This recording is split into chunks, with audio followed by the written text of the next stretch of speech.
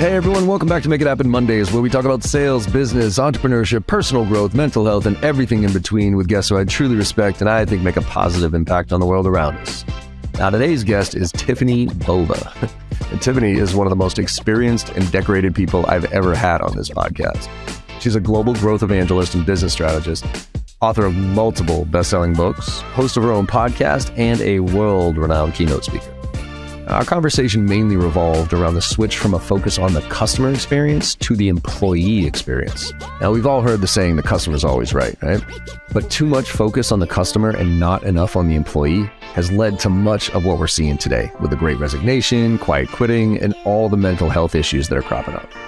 We talked about alignment, process, training, and everything companies need to be doing today to evolve in this new world we're all living in. This episode is packed with insights, tips, and practical things we can all do to strike that right balance between the customer and employee experience. I hope you enjoy this conversation as much as I did. Let's make it happen.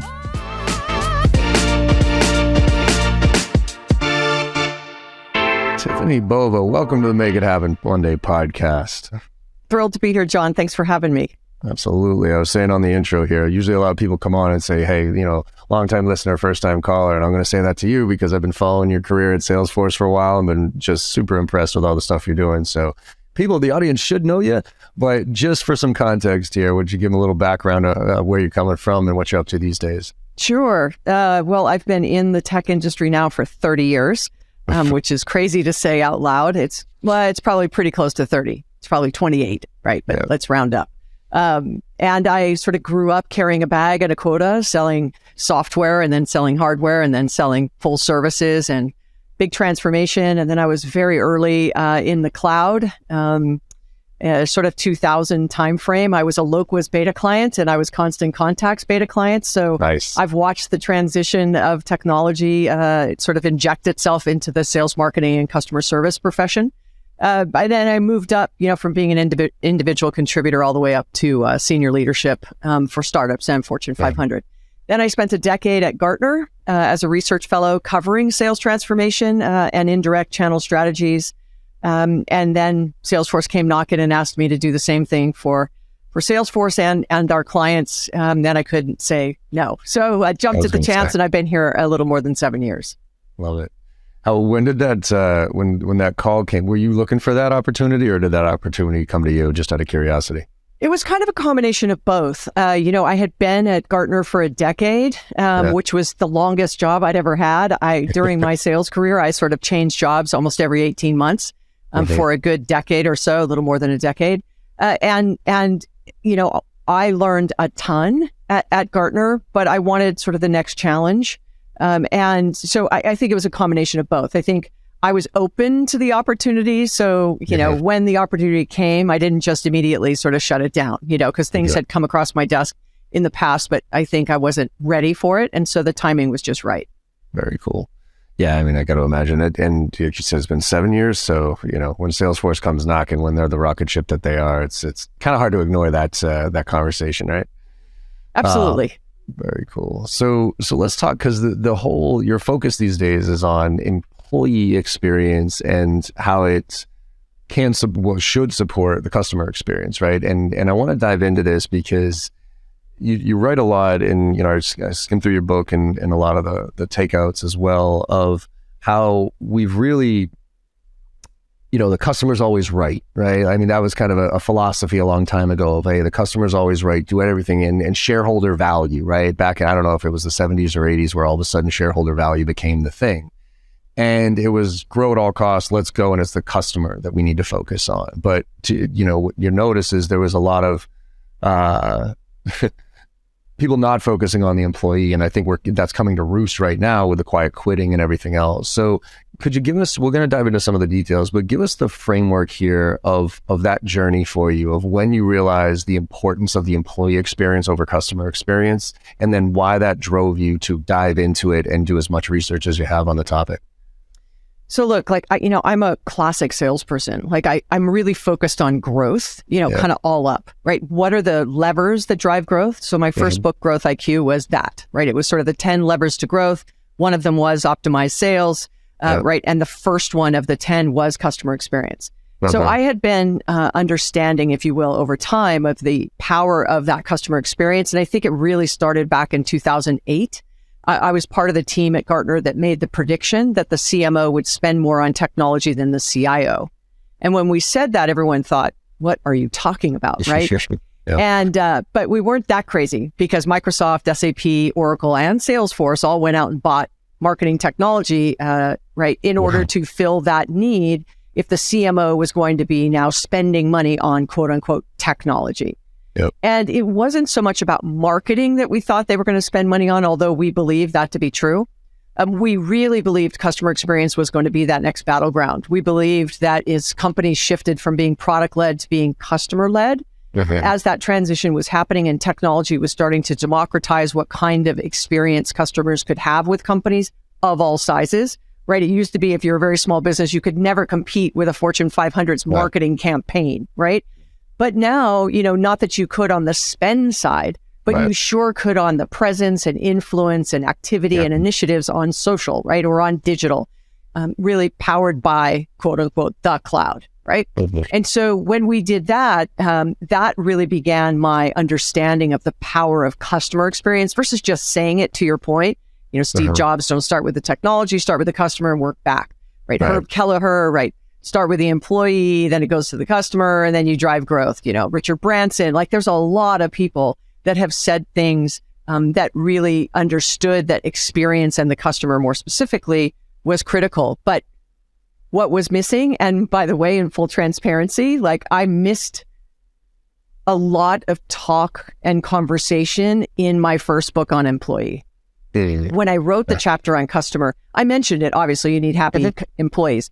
But the aha moment for me individually, I think we all have them in different ways, but I was standing on stage in Vancouver, Canada at an event. I said, I didn't think it was a coincidence that Salesforce is a great place to work pretty much globally. It's one of the most innovative companies in the world, and it's the fastest growing enterprise software company. I said, I didn't think that was a coincidence. So, and that goes along this, right? If you have happy employees, they're more willing to innovate, go the extra mile, they're engaged. And then you get the result of growth. So could I prove it? And that was really the journey for me. Was it started and was rooted in customer experience, not an employee, because HR and sort of the employee lane, if you will, has not been one I spent a lot of time in. So I kind of had to really learn. And to be clear, I'm talking about employee experience during the moments that matter when an employee touches a customer in some way. On a customer service call, on a sales call, on a marketing, the FAQs, anything that touches the customer. That's what I mean in this conversation around EX and CX. So I want to dive into this because this is something that I've been, and I think it addresses both, and it's specific to Salesforce too. The predictable revenue model, right, which Salesforce really, I guess, revolutionized and introduced, which is the segmentation of roles, right? So you have the inbound reps, you have the outbound reps, then you have the AEs. I always looked at that as, because I did that in my first company too before I even knew about Salesforce, and because I just realized like one sales rep has a really hard time doing all these things and doing them well, especially at scale. But the challenge was to me that, after thinking it through a lot, it's that it's not exactly, if not done right, that model isn't exactly customer centric, right? Because it gets handed off 3 times before, at least the bastardized version of it, right? I'm going to talk about how it's been implemented across the board with some customers, where it's like, okay, I talk to this person, but then I have to talk to this person, then I have to talk to this person. So it's not necessarily such a great customer experience, which I think has now led to a bad employee experience because they feel like they're a cog in a wheel as opposed to a solution provider, as somebody who's having, really good, valuable questions. So can you talk me through a little bit about how this model of segmentation needs to evolve here in the future to address the customer experience and the employee experience without everybody feeling so siloed and that, that's, my job stops here, so therefore I can't, right? And again, there are certain companies that are doing this far better than others as far as that experience all the way, but in a very generic sense, that's my concern. And so could you help me understand how we need to evolve right now with both models to make sure that we address the customer and the employee? I think a lot of times the silo is driven by the fact that there are different KPIs and different metrics and different quotas assigned to each of those quote unquote groups that you just described. And I am not a fan of silos necessarily, but I am a fan of building bridges between groups to make sure they stay connected in some way, right? So it could be how to pass off leads in an efficient and effective manner. It could be follow-up, follow-through. It could be pre-sales, post-sales, right? Customer success teams really playing a role of kind of post-sales. And you wouldn't argue that they're in the sales organization, but they are in the revenue generation organization, right? And so thinking about those roles, sometimes organizations will, companies, right, and sales leaders will slice that pie really thin so that they can understand what's happening in each of those groups. Where are the leads coming from? What's the quality of the leads? What's the process? Like what revenue is being generated from that spend? And so it's all very internally focused. It's how we run our company. The customer doesn't care if they're talking to a BDR, an AE, CSR. Like it just does not matter to them. There's kind of two things I know for sure. One of them is, and not that we're talking about that right now, is that sales reps don't wake up to data enter. That's one thing I know for sure. That's a fact, yes. The second thing I know for sure, though, is customers don't wake up every day and go, my God, today is such a great day. I'm going from stage 3 to stage 4 in the sales process. Like, that's also not what they do. Or I get to talk to a BDR because yesterday I talked to an AE. Like, those are all very internal conversations and internal journeys we force upon our customers. And so that goes back to, if you're going to streamline and drive out friction from the sales motion, then you have to think about all of those handoffs, right? All of the different groups and the roles. And is it necessary from a customer standpoint, or is it only necessary from I'm trying to manage my people standpoint? And I think that's where you start to uncover some unique things that will get you focused on the right aspects of improving that journey, not only for your customer, but also for your sales teams. So do you, because I think, I bring this again back to the employee satisfaction, if you will, right? Because you hear in every organization how sales and marketing are just misaligned, right? And marketing's always wondering why sales isn't following up on leads, and sales is always looking at marketing saying these leads are crap and why should I even follow up with this? And that, a lot of that has to do with that internal bickering and the weight of people complaining. So how do you, like, for a company that's kind of gotten itself into this, and I don't want to say mess, because look, I think there's good and bad of everything, but right now I think we're at an inflection point with because a lot of what got us into this mess, and I'm going to talk tech and SaaS specifically here. A lot of what got us here is not going to be the mentality that gets us out of here, right? We growth at all costs, over-engineered the sales process. You had mentioned it. All this technology, we are less efficient and less effective than we've ever been. Every Gartner study talks about how the efficiency of a sales rep is down. So how do we need to reset right now? And what's a way that, if you're a leader out there listening to this, that you need to kind of take a step back and look at it? Do you need to start with the customer experience all the way through and see what that looks like from an outsider's perspective, or start with the employee experience? Or is there a framework you can use to start to tackle this challenge that I think a lot of people are in right now? Yeah, it's a great question. And here's what I'd say. Let me start with the first comment you made about sales and marketing. I've run both simultaneously and argued with myself, right? So your leads are crap. Thanks. Right. Okay. So, all joking aside, I think that I'll start with some basics, like a marketing qualified lead. Let's just start there.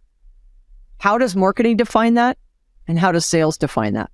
Yep. I'm going to guess if you've never defined it, people would not agree.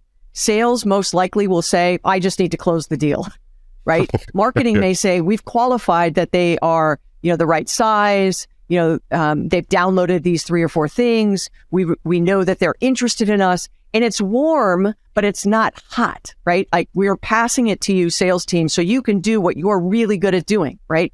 Taking that customer from where they are on their journey and filling in those gaps, because we all know that over the last 15 or 20 years, right, customers have gotten far smarter in their buying journey. So they know more than they knew. When I first started selling technology, I was far more knowledgeable. Now that isn't always the case, right? Customers know a lot more than they always did. So start with the basics, like definitions. What is a qualified lead? What is your role? What is our role?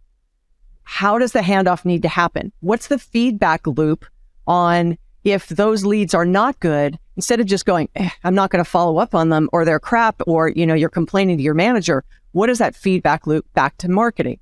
So when I was still at Gartner, I used to ask this question a lot when I was in front of marketers. I would ask them, how many of you have gone on a sales call this quarter? Now things have changed a little bit, right? It's a little hybrid. Sometimes it's virtual, but let's, how many of you have gone on a sales call? In a room of 150 marketers, maybe 3 would raise their hand. Yep. So I'd say, so you have no idea how all these marketing materials you're generating are actually working in the field. Like you're not seeing that when your AE or sales rep opens their laptop and starts going through the corporate presentation, that the customer goes, actually, I don't want to see that, or I'm not interested. Let's just talk about this, or leave behinds are, could you just give me, you will see in real time how these things you're spending a lot of time and energy and cycles on may not be used, effective, or even desired by the customer in the field. Now, the caveat on that, the little asterisk is, do not go and go, I'm a marketer and I'm just here shadowing sales to see how our stuff works in the field. Like what I want you to do is actually say, I'm a new sales rep and I'm shadowing, John, or I'm shadowing Tiffani. And so I'm just here, I'm just observing. And so you will hear the real feedback. And if it's a video call, do it as well. If it's in person, do it as well. Like it gives you an opportunity to really see what's happening versus having this perception that sales doesn't care about the leads, because that couldn't be further from the truth. It's just, you have to get better. We all have to get better on that communication back and forth. And then the same thing from a sales perspective. Sales manager, spend time in the marketing meetings, understand what the spend is, why they're allocating it. The more you understand and listen, you will have the ability to then get your team on board. So that's kind of the marketing and sales comment. Now on the sort of fixing that process comment, there's a couple of stats that I hold on to. So John, you said, like you feel like it's getting worse and, we're really at a turning point. And I'd push back a little bit on that, because over the last 10, 12, 13 years, quota attainment has remained almost flat globally at about 54%. Okay. Also during that time, the amount or percentage of time a seller spends selling has also remained fairly flat. And right now it's down. It's only 28% of a seller's time is spent selling. Now that stat comes from the state of sales from Salesforce. The quota one comes from CSO Insights, which is now part of Korn Ferry. And so if you look at those two stats, and you could then argue the Gallup of customer or employee satisfaction has also remained fairly flat over the last 10 or 12 years.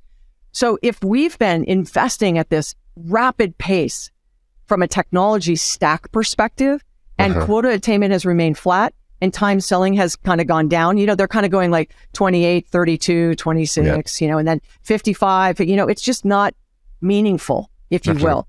What is wrong? Right. I would argue we do not have a technology problem. And I know it's not lost on me. I work at Salesforce. I understand that, but I started using a single user version of Act and Goldmine. Like I have done it all the way through, an actual Rolodex on my desk, running a multi-million-dollar business, $110 million business, actually recurring revenue in an Excel spreadsheet. So I can tell you that I've seen it all. And if we, and back then, sort of 2001, when I was a Locus beta client, there was maybe a dozen MarTech technology in the stack that was getting tracked. There's over 9,000 now that are being tracked. So once again, that's why we don't have a technology problem. So we have a people process problem. And so this is where selling organizations really need to step back, analyze what a seller does in their day.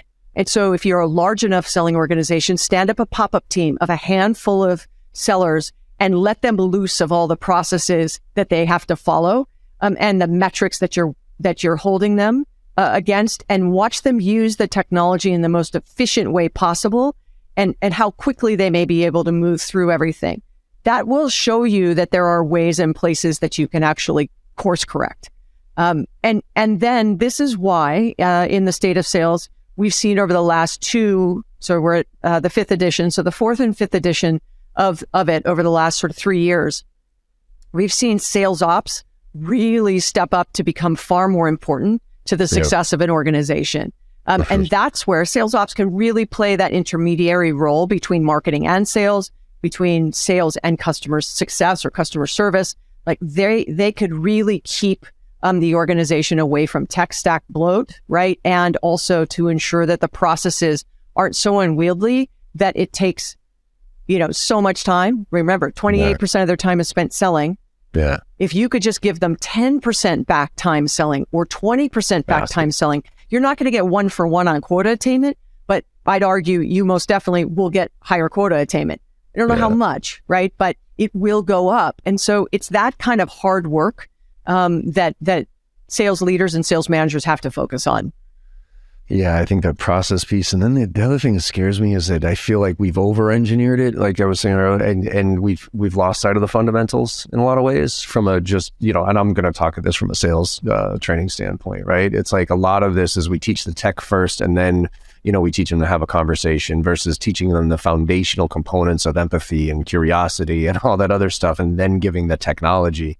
What's that balance, Tiffani, especially now, right? Because when you and I first got into sales, like, I don't know about you, I didn't get a ton of great sales training, right? But I was in the bullpen. I was meeting people face to face. And so I was learning through pure osmosis, right? And a lot of that is just lost right now. And I want to get later on to how to motivate a remote workforce. But I want to stick on this point of what do we train sales reps on right now to be able to succeed in this world of AI coming from every angle, and who knows what the next evolution is going to be, but the personal conversation, like the ability to have a conversation and be curious, but also use the technology to alleviate that other 70% of the administrative is going to be critical for a sales rep to succeed moving forward. So what do we need to be teaching these reps and the succession, if you will, of that education? Yeah, I call this the seller's dilemma. I sort of coined this term when I was still at Gartner, and the seller's dilemma is twofold.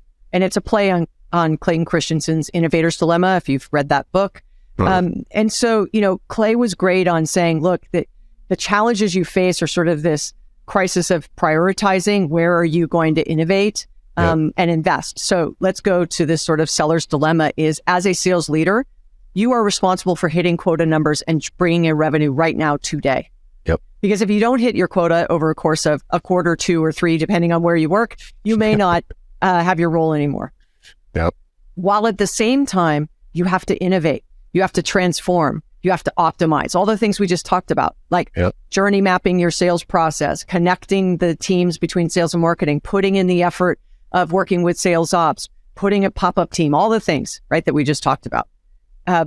And doing those things simultaneously is really difficult because most of the time sales leaders grew up in the selling organization and they were high-performing sellers.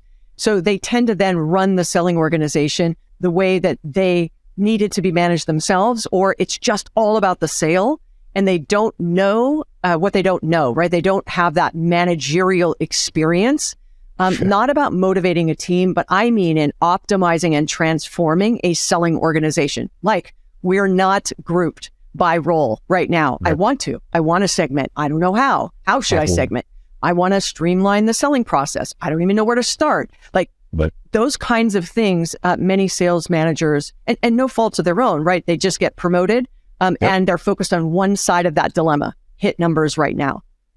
Yep. So if you think about that, now I'm going to reference some Bain research that they did, that when looking at where managers spend their time, quote unquote, coaching, that most of it is around that administrative, right? How to, place an order, how to enter something in the CRM system, how to use Salesforce, how to use, Einstein GPT, how to, do a video call, whatever the how to, but very much job oriented. And a very small percentage, unfortunately, is around on the coaching of empathy, understanding, listening, better question asking. And if you don't believe that statement, they also found that it was I think it's in the 40% range, only 47% of sales reps would not spend $1 for 1 hour of their manager's time. Report. Yeah, I remember helping push that one up last year. So if they're not going to even spend $1 for your time, now let me let me double click into why I think that happens.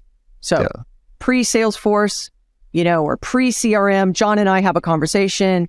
I'm his manager. He works for me. John, tell me about this deal. Why is this stalled? What's happening? Who are you talking to? What other buyers or, what other influencers are in the deal? Asking all these questions, right? CRM shows up.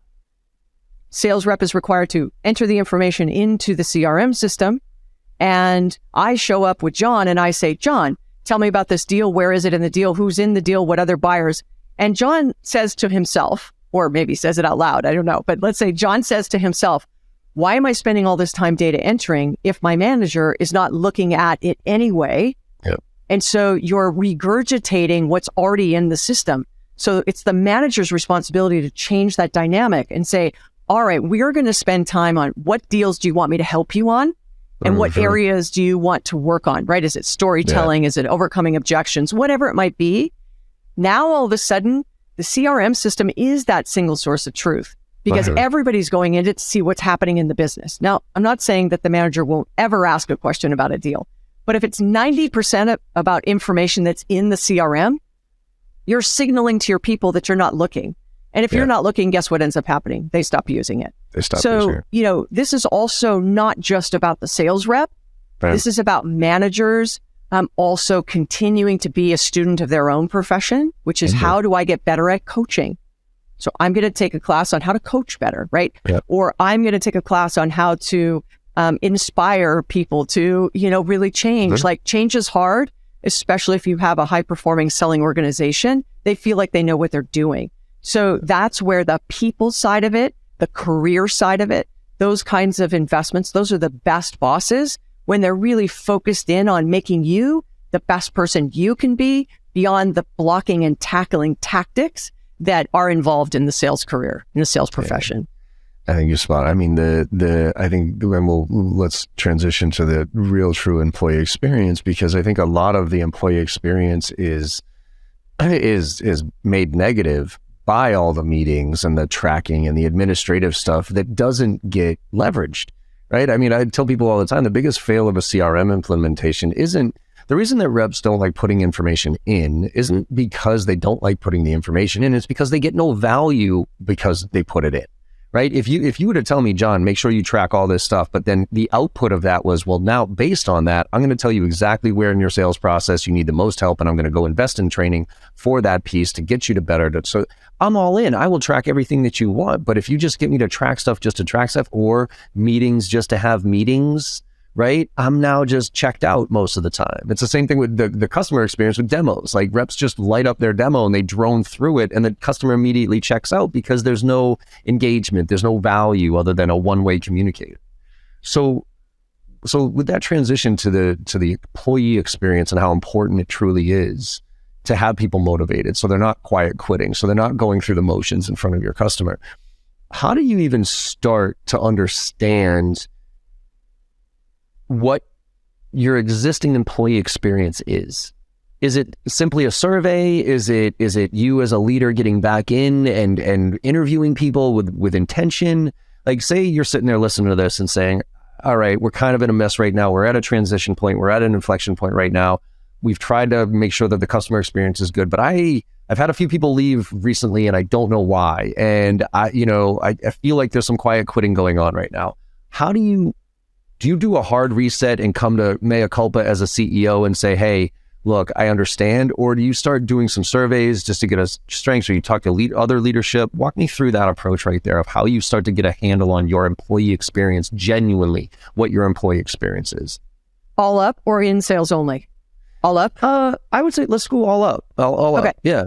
So either way, either it's all up corporately or in the sales organization. This is where becoming a master asker of questions and then becoming a really good listener.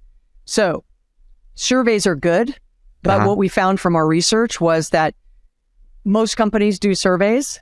76% of them don't know what to do with the data they collect.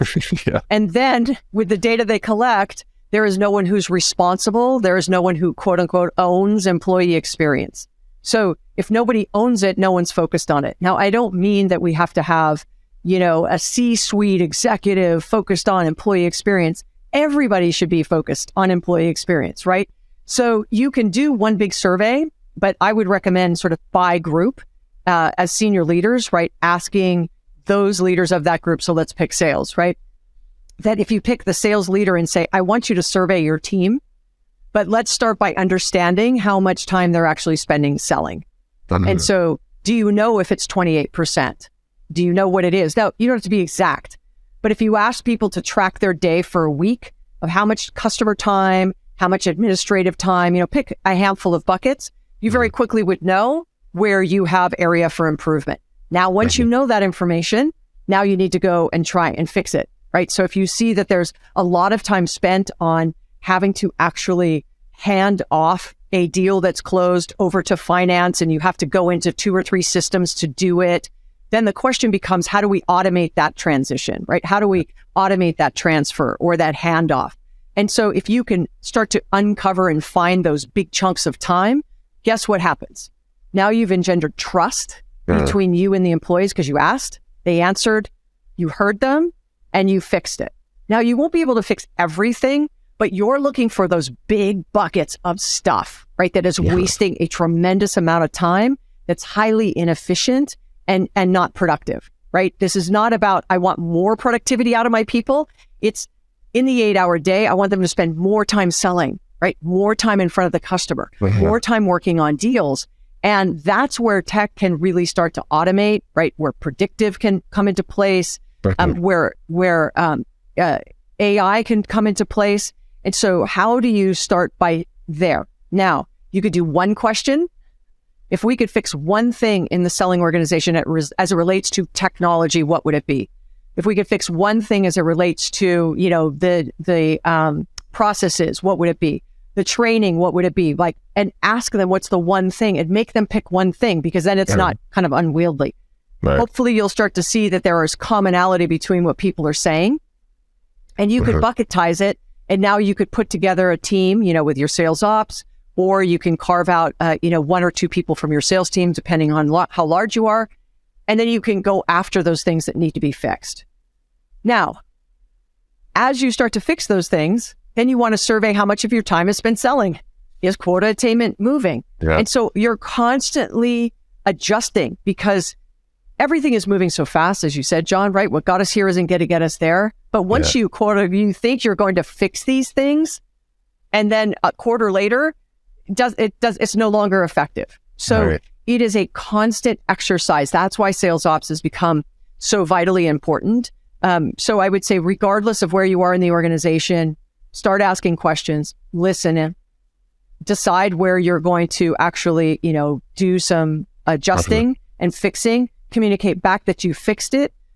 Even you could create something like an advisory board. You could do an internal employee or sales advisory board for sellers internally. I'm not talking about a customer advisory board of your sales team. And you meet quarterly and you find the 3 or 4 or 5 big things that you could fix to give time back, help get better output, make sure you're training and coaching on the right topics. That goes a long way.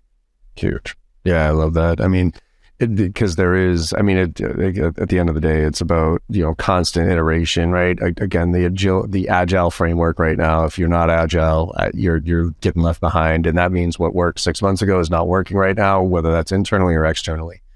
So who are some companies that you're, based on all the conversations you've had with people and research you've done, who are some of the companies that are doing this right? That have kind of taken that step back and really leaned into the employee experience and seen some results because of that focus, as opposed to, customers always right type of thing. But no, we're going to reverse engineer this and start with our employees. And then have you seen any like transformational? I know there's a lot of companies, Salesforce included, that are doing some really good things, but have you ever seen one where it's been a transformational shift when they made that refocus on the employee experience? So I'm going to answer it this way.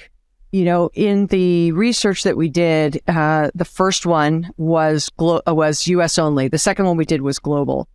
And when I started to communicate and share the first one that was US only around the globe, this was, in the sort of tail end, middle of 21. So we were still in a lockdown mode, if you will. We weren't traveling. I wasn't traveling anyway. I don't know about other people, but I wasn't traveling. Nope. And here's what I heard.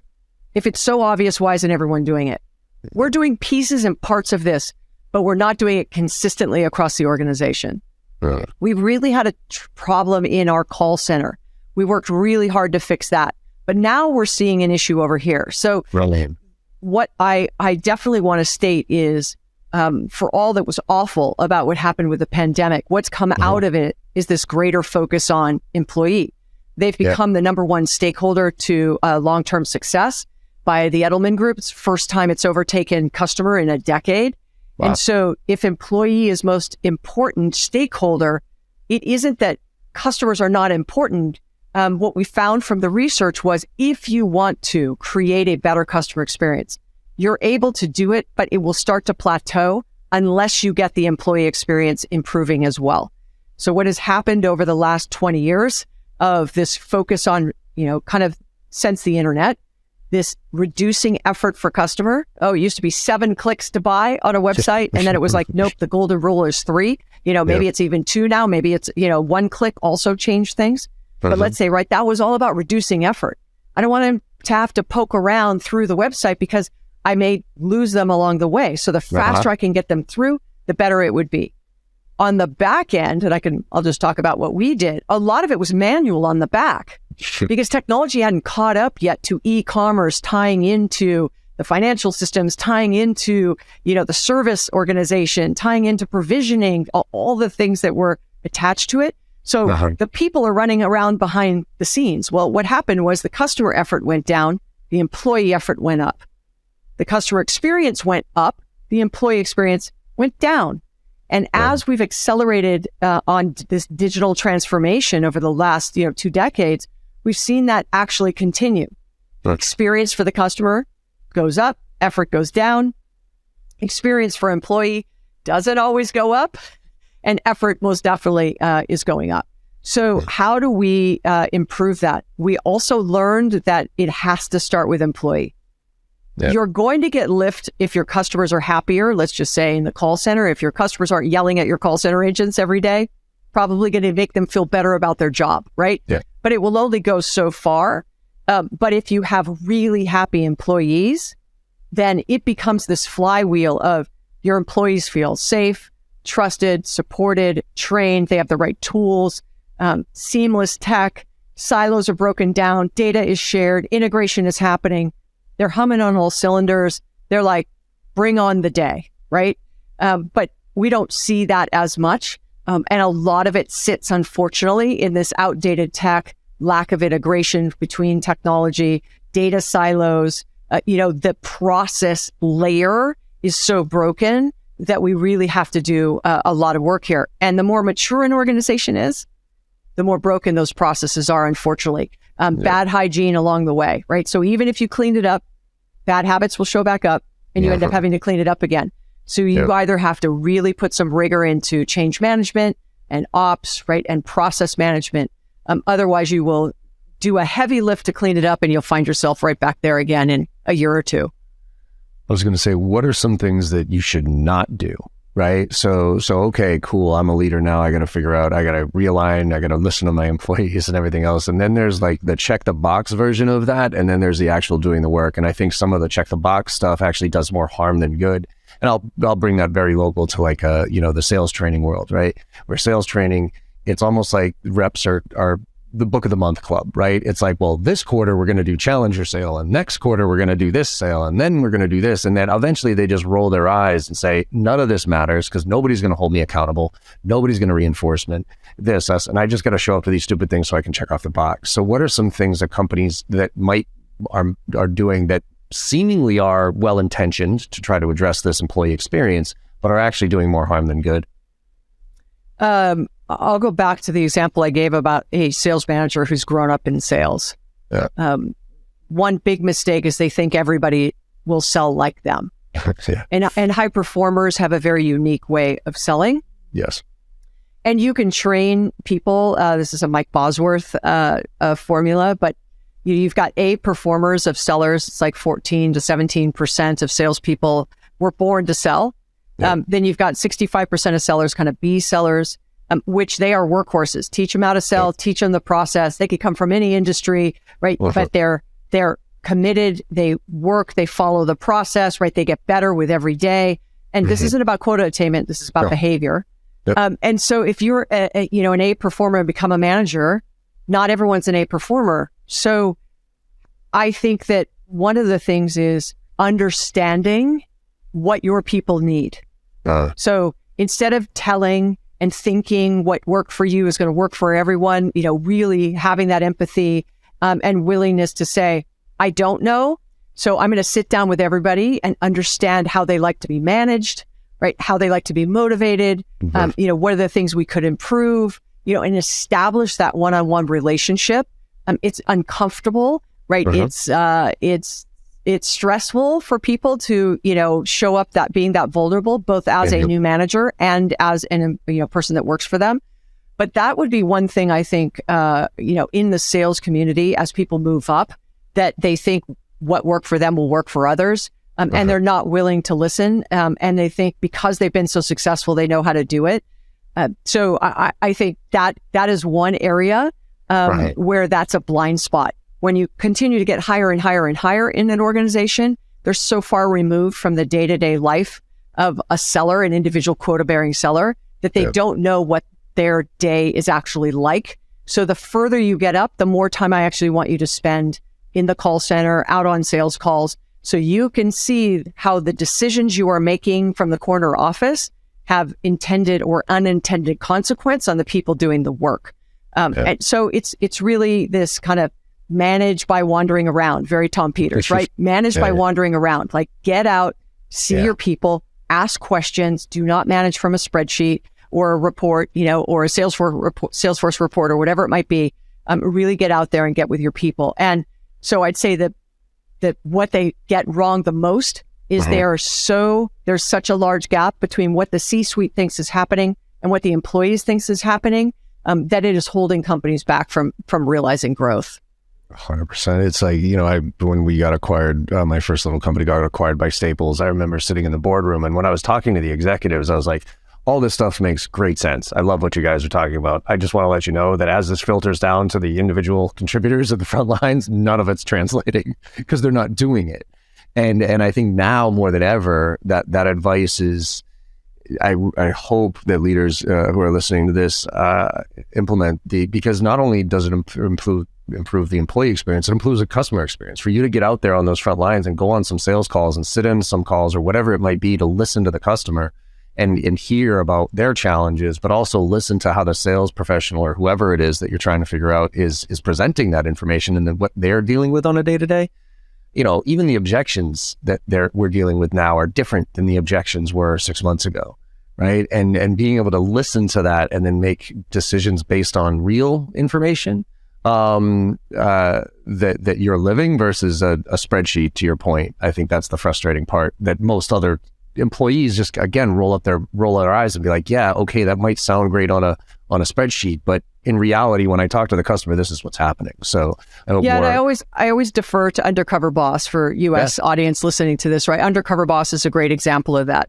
A C-suite will go out, within their organization. I don't know why they spend 5 minutes, 7 minutes on, putting on disguise so that no one recognizes them, because no one would recognize them anyway, because they never leave their office. Yeah, no kidding. But what they're out there trying to understand is the employee story. They're not talking to customers.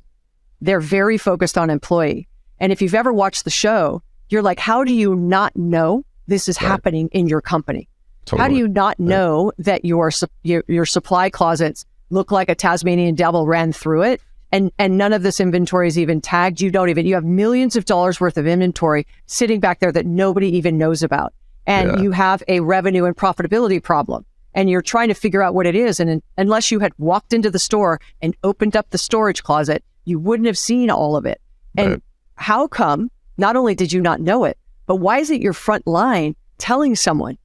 Maybe they are, but then that person isn't telling someone, and maybe they are. But by the time it gets to the C-suite, no one wants to cop to the fact that there's $10 million worth of, unaccounted for inventory sitting in storage rooms. Like, that is an employee experience problem.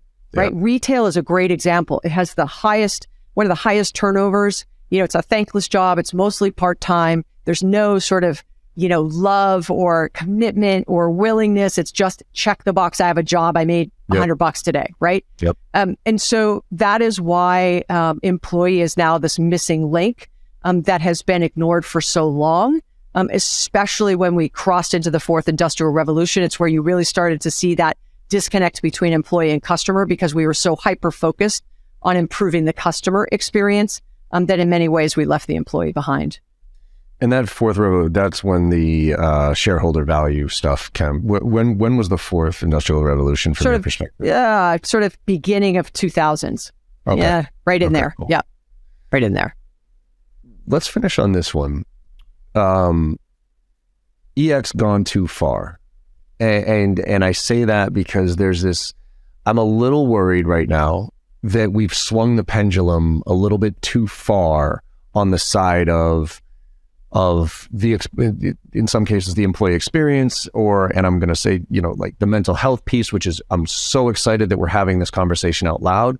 But then there's also the potentially taking advantage of the employee experience and the mental health and that type of thing. So how do we walk this line of making sure alignment and everything, and there's trust built, but there's also some work ethic that needs to be put in place here. Like people need to do their jobs. They need to, make sure that they're showing up with their full self, right? And not having side hustles, not quiet quitting and all this other stuff. So where's the balance of accountability on the employee side? Because we've talked a lot about the employer side now about, hey, we need to focus on this and make sure that we're really, diving in here. But there's also an accountability on the employee side to not take advantage of kind of where we are in our macroeconomic situation right now. What's that balance? Yeah, I worry that you may, I don't think we over pivoted to employee because we were lacking so many things. Okay. Right? But what I'm worried about now is not that it's over indexed, is that many are pulling back on the things that we changed that employees actually really appreciated. Okay. Like what? But I don't agree. I mean, I do agree with you on, we have to make for sure performance and productivity, and results, and people are doing what they say. All of those things are vitally important, and I'm not minimizing it. Yep. But I want to make sure, right, that we don't go, well, we've made it through the pandemic, but now we have a productivity problem. We're going to pull everything back. We're going to force everyone back into the office, and that's what we're going to do, right? Uh-huh. Because I think that the last couple of years, people have made different decisions about their lives, and we have to find a way to be able to do both. Will it always be perfect if someone's sitting in the office? People are still surfing the web and doing personal stuff and whatever, right? I mean, right. Yeah. And if they're from home, I find I've worked from home almost 18 years now. So, and I'm hyper productive, but I will work on a weekend. If I have to do something on a Monday afternoon, I'll pick up a couple hours on a Saturday. My choice, right? But ultimately, I think that when people are really happy and engaged and committed to what the company is doing, amazing things can happen. So the best thing I can say is when you make a decision for a customer, when you change something for the customer, when you decide you want to do something for the customer, I just want you to pause for a second and say, okay, what is the impact to the employee? If I could get you to just ask that question, then it was a success, right? The work that I did, the new book, the experience mindset, all of that will be a success if you just stop and ask that question. That way we try to close that gap and we make sure we don't make mistakes any further. So if it's, look, I'm going to put them on a class, or I'm going to, launch video conference calls for the service organization, because our customers want that, right? Customers are right. That's what they want. Yeah. And then on the backside, I haven't trained the employees. Like, it's not integrated with the rest of the system. Like, even though that's what customers want, we need to wait until it's right for the customer. Otherwise, it's going to fail.